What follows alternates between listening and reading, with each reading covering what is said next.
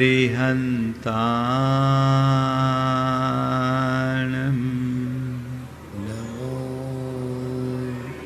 अरिहन्ताणम् इडमो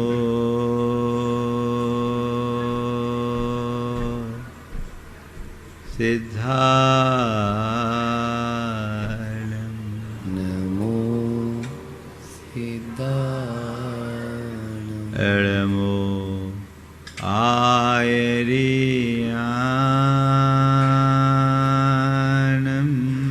नमो आयरियाणम् इडमो उवध्यायाणम् नमो उवध्यायाणम्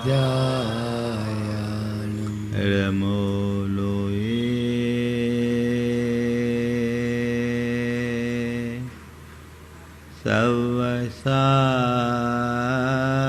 सवसाहुनम् नमो लोये सवसाहु एषो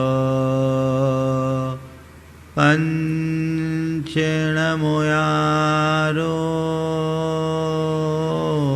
सोपन्तिर्नमोयारो सवपाव कणाशनो सवपावपणासनो मङ्गलाळं च सवेसिं मङ्गलाणं च सवेसिं पठेमं होय मङ्गलम् अडमम होय मङ्गलम्। जय बोलो देवादिदेव 1008 श्री भगवान महावीर स्वामी की, अहिंसा परमो धर्म की, परम पूज्य आचार्य गुरुवर श्री विद्यासागर जी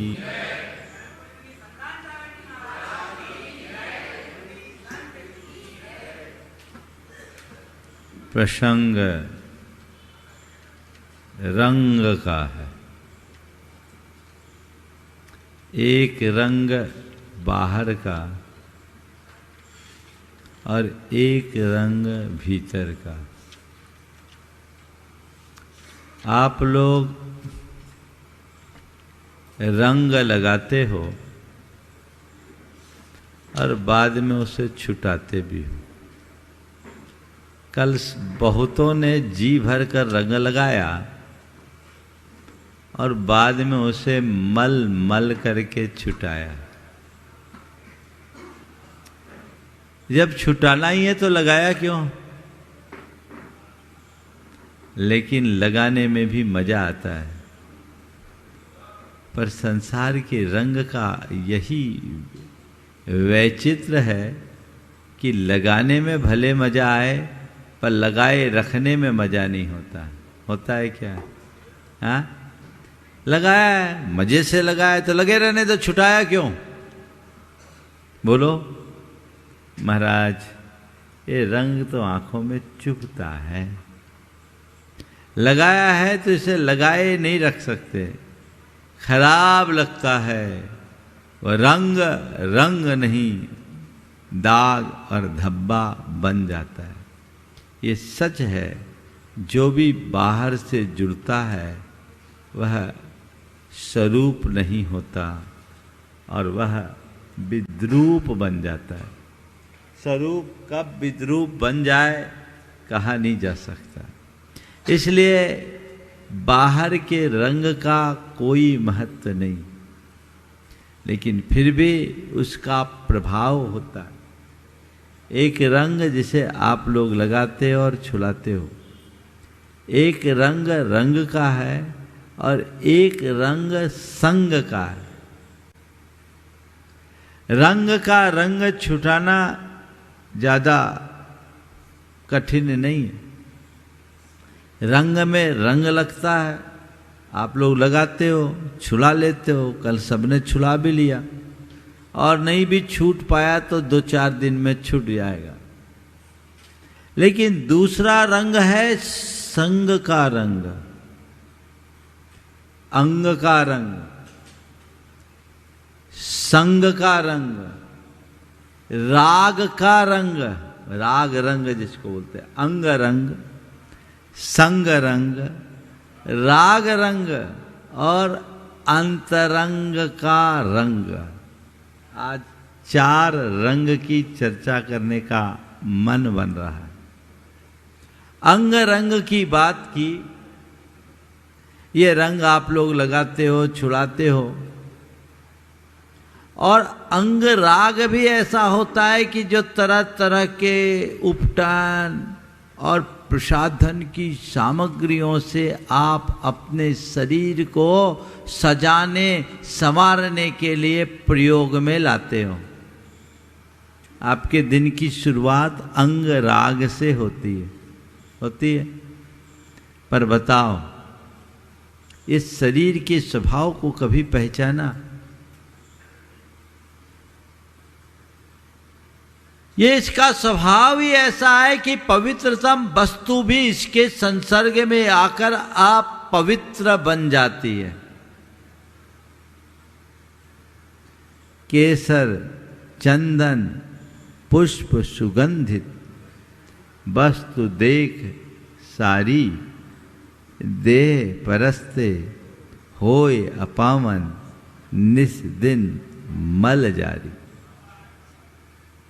इस अंग का कितना भी राग करो, अंग राग लगाओ, ये अंग कभी पवित्र होने वाला नहीं है। और अंग पर चढ़ने वाला रंग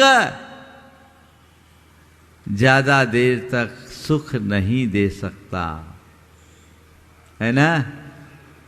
तो क्या करो, अंग के रंग में रमने की अपेक्षा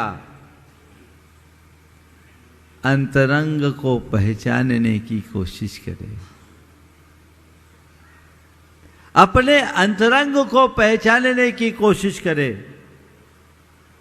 ये तो ऊपर की चमक धमक है, कितनी देर की, लेकिन संसारी प्राणी अपना पूरा जीवन इसी अंग रंग में, अंग राग में खपा देता है, उसी में खपा देता है, बिता देता है। ये कोई काम में आने वाला नहीं। दूसरा है संग का रंग। जैसी संगत वैसी रंगत। इस सत्य को समझते हुए हमें संग का चुनाव करते समय ध्यान रखना चाहिए। आप रंग को तो चुन लेते हो, मुझे कौन सा रंग प्रयोग में लेना है और कौन सा रंग, किस रंग से बचना है, किसका लेना है किसका नहीं लेना है ना। लेकिन संग के विषय में भी विचार करना जरूरी है। कदाचित गलत रंग से हमारे लिए उतना नुकसान नहीं होगा, लेकिन गलत संग का दुष्प्रभाव जरूर होगा। गुरुदेव का एक हाइकू है, सुसंगति में रहो या न रहो,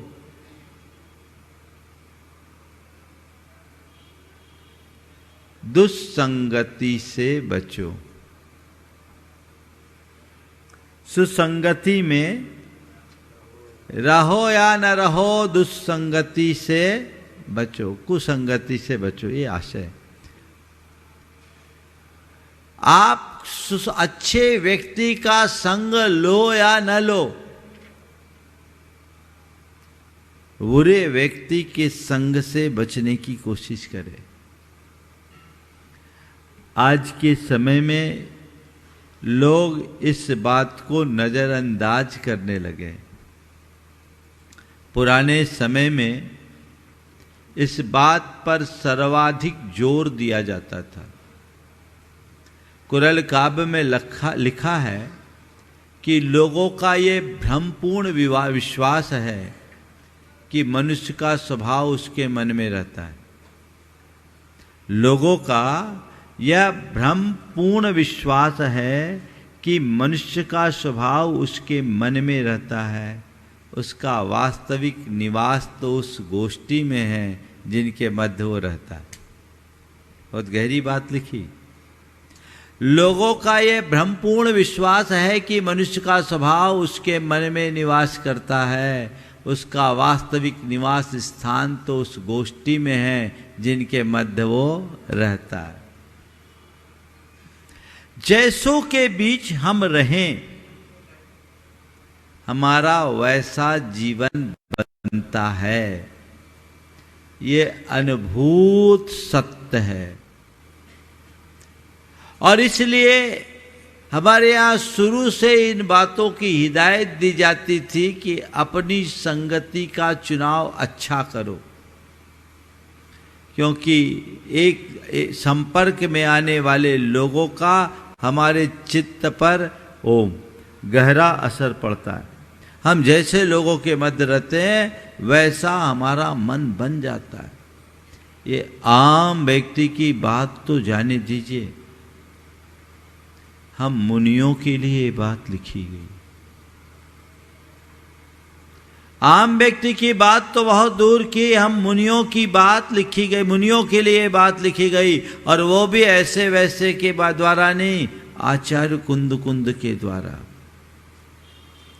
आचार्य कुंद ने हम मुनियों के लिए कहा कि तुम हमेशा अपने से अधिक गुण वाले श्रमणों के साथ रहो, अपने से अधिक गुण वाले श्रमण के साथ रहो। लेकिन क्यों? उससे तुम्हें आगे बढ़ने का उत्साह बने रहेगा। नीचे वालों के साथ रहोगे तो खुद भी नीचे चले आओगे। तो एक मुनि जो अध्यात्म का साधक है उस पर भी संगति का असर पड़ सकता है, तो सामान्य व्यक्ति की बात क्या कहें। हमारा जीवन एक लता की तरह है। लता यदि किसी स्तंभ का आलम्बन लेती है तो ऊपर चढ़ती है, और वही लता कुएं के पाट में उतर जाए तो नीचे गिरती है। लता लता है, उसको जैसा आलम्बन मिल जाए लता की गति वैसी हो जाती है। अच्छे आलम्बनों का हमें ध्यान रखना चाहिए, और इसमें संगति को दो रूपों में देखना चाहिए। एक जिनके बीच उठते बैठते हैं, और दूसरा जिनसे हमें प्रेरणा और मार्गदर्शन मिलता है। इसे हम दूसरे शब्दों में कहें तो एक है संगति और दूसरा है सत्संग। सत्संगति अपनाओ और सत्संग में जाओ। अच्छे लोगों से मित्रता रखो, अच्छे लोगों से मेल मिलाप करो, अच्छे लोगों के संसर्ग और संपर्क में रहो। किसको मानेंगे अच्छा? जो हमें अच्छी प्रेरणा दे, जो हमें बुराइयों से बचाए, जो हमें हित में लगाए, और जो हमें हमेशा सकारात्मकता की ओर प्रोत्साहित करे। वो अच्छे व्यक्ति के रूप में जाने जा सकते हैं, चुने जा सकते हैं। ऐसे व्यक्तियों को चुनना चाहिए। इसके उलट जो हमें गलत रास्ता बताए, जो गलत आदतों का शिकार हो, जो हमें नकारात्मकता की ओर लगाए, जो हमें बुराइयों में फंसाए, वो व्यक्ति कभी भी अच्छा नहीं हो सकता। अच्छे का चुनाव करने वाले ही अपना जीवन अच्छा बना सकते हैं। गलत के साथ रहना ही ठीक नहीं। अभी एक युवक ने एक दिन बहुत अच्छी बात कही। आज एक मल्टीनेशनल कंपनी में डायरेक्टर है। वो बाहर पढ़ कर के आया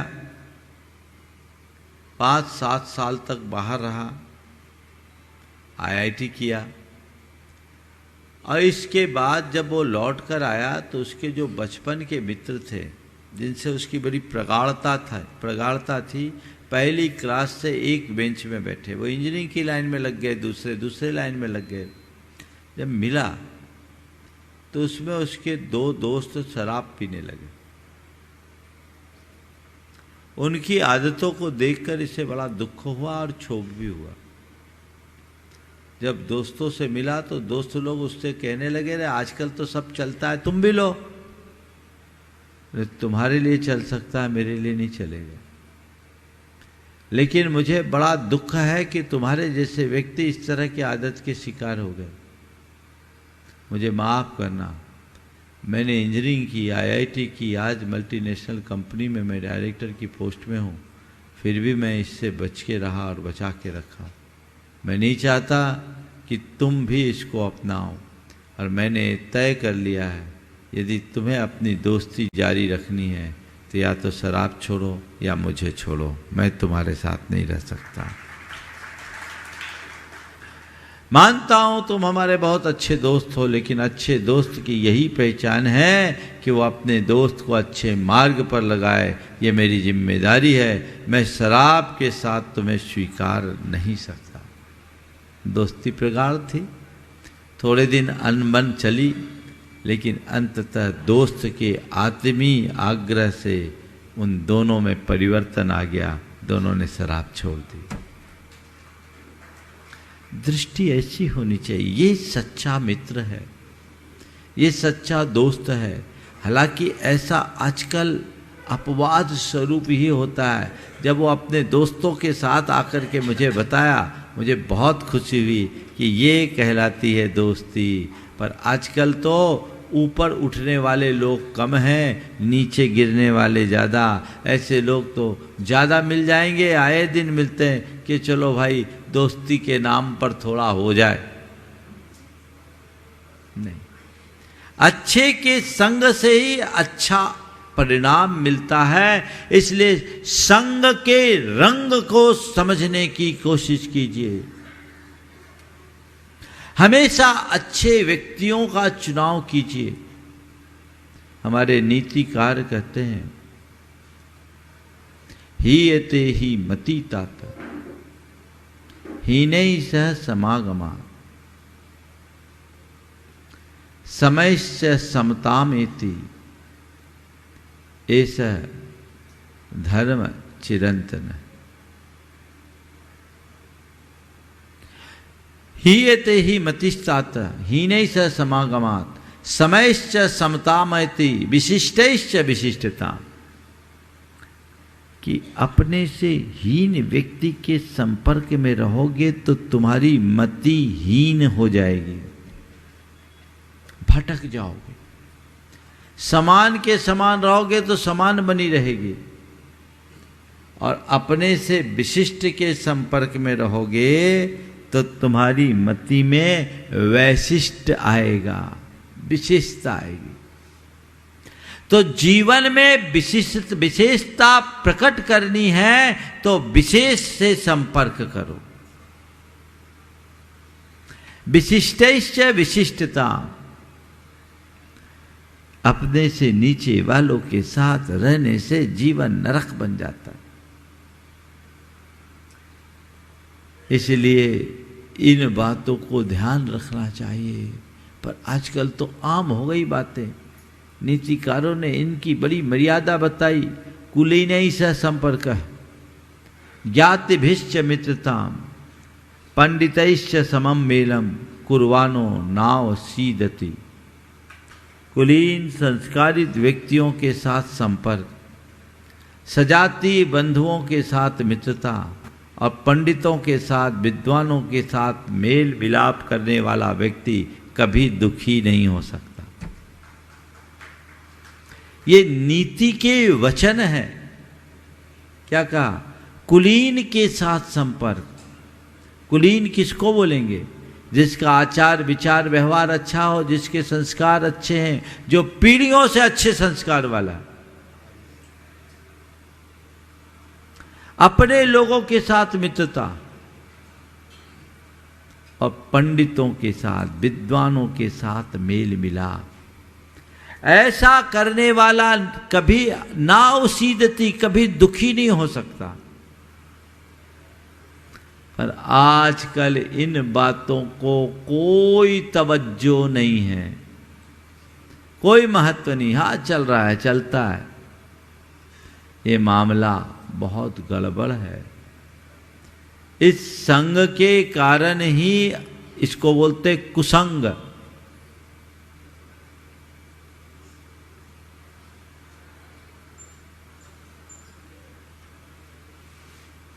इसको बोलते हैं कुसंग। गुरुदेव कहते कुसंग से बचो, सुसंगति में रहो न रहो। तुम गुरुओं के सानिध्य में आओ ना आओ, गलत लोगों की संगति से बचो। ये बात गांठ में बंधी रहनी चाहिए। तो अच्छे लोगों के संपर्क में रहे बाहर में, और सबसे बड़ी प्रेरणा मिलती है गुरुओं के सानिध्य से। जब सत्संग मिले तो उसे कभी न छोड़े। सत्संग से जीवन बदलता है। जब मनुष्य किसी उच्च आदर्श को अपने हृदय में स्थापित कर लेता है तो वही उनकी समस्त वृत्तियों और प्रवृत्तियों का संप्रेरक बन जाता है। जीवन में आमूल चूल बदलाव आ जाता है। अनेक लोग जो संगति पाकर पूरे जीवन को बदल चुके हैं, वो एक ट्रांसफॉर्मेशन होता है। कहते हैं नालियों का गंदा पानी अगर गंगा में मिलता है तो क्या बन जाता है? गंगा जल। क्या बन गया? गंदा पानी गंगा जल बन गया। क्यों? वो गंगा में जाकर के मिला है। तो गंदा जल भी गंगा जल बन सकता है गंगा में मिलने पर इसके उलट गंगा जल यदि नाली में डाल दो तो क्या हो गया? बात समझने की है। कौन किसके संपर्क में जा रहा है? एक बार मुझसे कहा गया कि महाराज संगति का असर पड़ता है, तो आप लोग बोलते बुरे की संगति से बचो। तो मैं तो ये कहता हूं कि हमें बुरों की संगति में रहना चाहिए ताकि उनको अच्छा बनाए, है ना? बुरे की संगति से बचने की बात कहते, जबकि कहना ये चाहिए कि बुरे की संगति में रहो ताकि बुरे अच्छे हो। मैंने कहा सुनो भाई, एक सड़ा आम पूरे टोकनी के आम को सड़ा देता है, पर टोकनी के आम सड़े आम को अच्छा नहीं बना सकते। इसलिए सड़े आम से तो दूरी रखने में ही सार है। सवाल ये नहीं कि कौन किसके साथ है, सवाल ये है कि कौन किसके पास गया है। नाली गंगा जल गंगा में जाए तो गंगा सुरक्षित है, लेकिन गंगा जल नाली के पास जाए तो गंगा जल अपवित्र हो जाएगा। संतों की शरण में कोई दुर्जन आए तो वो उसका जीवन बदल जाएगा, पर संत ही दुर्जनों के पास चले जाए तो ये मान के चलना उनका जीवन कलंकित होने से नहीं बच सकेगा। सत्संग तो संग के रंग को पहचानो। आप लोग बोलते हो ना, रंग लाग्यो महावीर थारो रंग लाग्यो, तो रंग लग जाए, सत्संग का रंग लग जाए। एक बार लग गया तो फिर छूटेगा नहीं।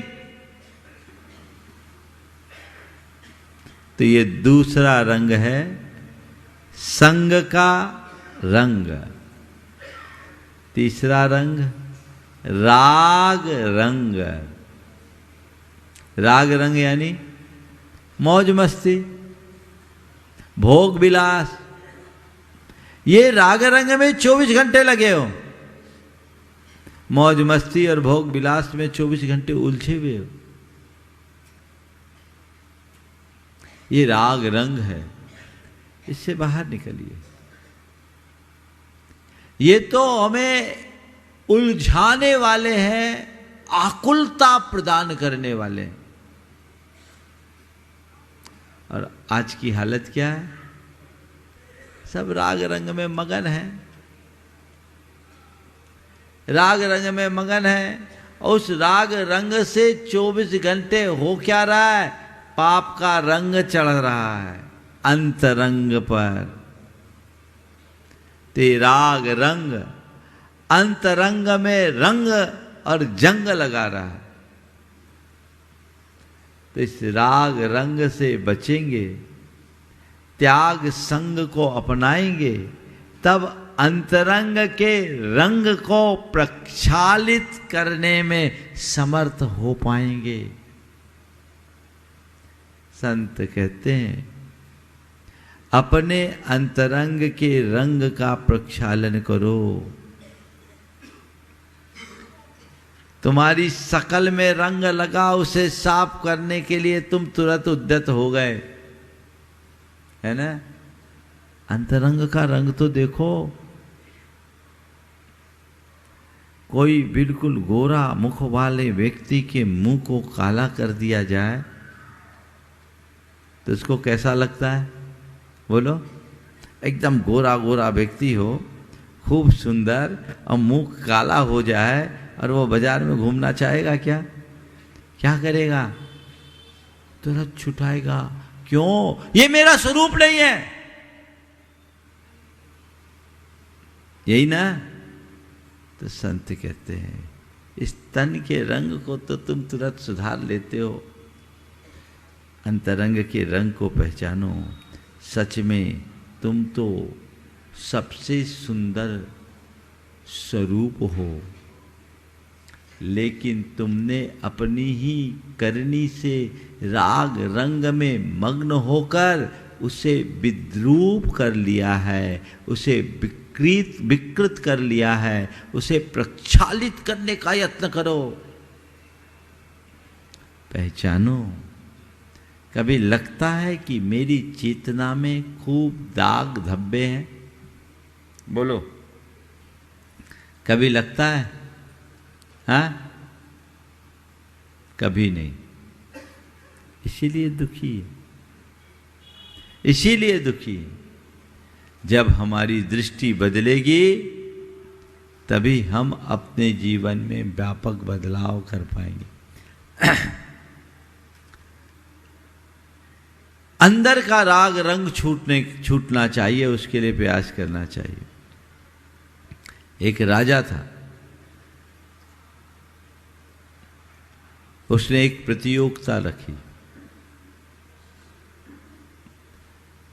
एक कक्ष में चित्र बनाने की, 2 दीवार थी आमने सामने,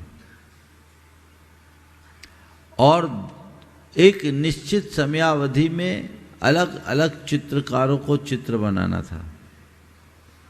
और शर्त ये थी कि इस अवधि में दोनों एक दूसरे को देखेंगे नहीं। जिसका चित्र राजा को पसंद आ जाएगा वो मंत्री बना दिया जाएगा, और जिसका चित्र पसंद नहीं आएगा उसको जेल में डाल दिया जाएगा। अब राजाओं की तो पुराने जमाने में ऐसी प्रवृत्तियां होती थी। अब कोई चित्रकार हिम्मत नहीं कर पाया। कौन फंसे, राजा को कौन पसंद आए कौन पसंद ना आए। फिर भी 2 चित्रकार हिम्मत करके पहुंचे। दोनों अपने काम में लग गए। 1 महीने का समय हुआ। राजा ने चित्र देखा। पहले चित्रकार के चित्र को देखकर राजा बहुत खुश हुआ। वाकई में राजा की कल्पना से भी अच्छा चित्र था। वो कह दिया कि तुम्हारा चित्र बहुत अच्छा है। मंत्रियों ने कहा महाराज जब तक दूसरा चित्र नहीं देखे फैसला करना ठीक नहीं, ये चित्र अच्छा है। दूसरा चित्र भी देखना चाहिए। जब दूसरे कक्ष में गया, कक्ष के दूसरी तरफ गया तो वहाँ कुछ नहीं, खाली दीवार थी। राजा तमक गया, ये क्या? बोले नहीं महाराज, चित्र है पर ऐसे नहीं दिखेगा। मैंने अपना चित्र बना दिया है और बहुत अच्छा चित्र है पर ऐसे नहीं दिखेगा। बोले कैसे दिखेगा? बोले ये बीच का पर्दा हटा दीजिए। ये जो पर्दा है, इस पर्दे को हटाइएगा तब चित्र दिखेगा। राजा ने पर्दा हटवाया तो देखा कि जो चित्र देख कर गया हूबहू चित्र वही का वही दिख गया। जैसा चित्र पहले देखा वही चित्र। राजा को आश्चर्य हुआ, कहीं घूम के मैं पुराने चित्र में तो नहीं आ गया। लेकिन नहीं, राजा देख रहा था पर्दा हट गया, वही चित्र इस दीवार पर, वही चित्र इस दीवार पर। उसने कहा क्या मैजिक कर दिया तुमने? जो चित्र उधर वही चित्र इधर, दोनों में अंतर नहीं, क्या क्या कर दिया तुमने? और राजा ने जब गौर से देखा तो इस चित्र में राजा और उसके मंत्री भी दिख रहे थे। राजा ने पूछा क्या कर दिया? बोला महाराज मैंने कुछ नहीं किया, मैंने कोई चित्र नहीं बनाया। बोले किया क्या? बोले महीने भर तक दीवार को घिस घिस कर दर्पण बना दिया, तो जो चित्र वहां था और रिफ्लेक्ट होकर यहाँ आ गया। दर्पण क्या बनाया? चित्त को दर्पण बना दिया। राजा ने उस चित्रकार को गले लगा लिया, कहा मुझे तुम्हारी बुद्धिमत्ता पर गर्व है और तुम दोनों चित्रकार मेरे दरबार के रत्न हो, आज से हम स्वीकार करते हैं। कहानी अपनी जगह है पर बात आप समझ रहे हैं।